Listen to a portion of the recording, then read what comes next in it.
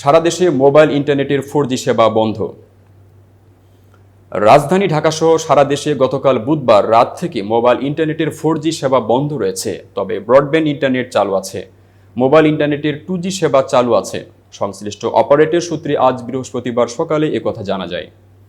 মুঠোফোন ইন্টারনেট ব্যবহার করতে পারছেন না বলে অভিযোগ করেছেন ব্যবহারকারীরা। প্রবেশ করা যাচ্ছে না ফেসবুক, মেসেঞ্জার, হোয়াটসঅ্যাপ ও বিভিন্ন ওয়েবসাইটে। এ বিষয়ে জানতে নিয়ন্ত্রণ সংস্থা বাংলাদেশ টেলিযোগাযোগ নিয়ন্ত্রণ কমিশনের সংশ্লিষ্ট কর্মকর্তাদের সঙ্গে যোগাযোগের চেষ্টা করেও পাওয়া যায়নি।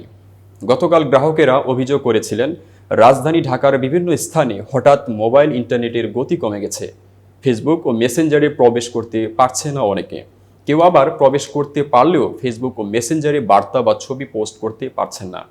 এমনকি অন্যদের পোস্ট ক্লিক করে বার্তা বা ছবি দেখতে পারছেন না তারা। শুধু তাই নয়, ফেসবুকের হালনাগাদ পোস্ট খুঁজে পেতেও সমস্যা হচ্ছে অনেকেরই।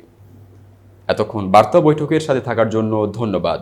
নতুন নতুন তথ্য ও সংবাদ পেতে বার্তা বৈঠকের ইউটিউব চ্যানেল ও ফেসবুক পেজের সাথে থাকুন।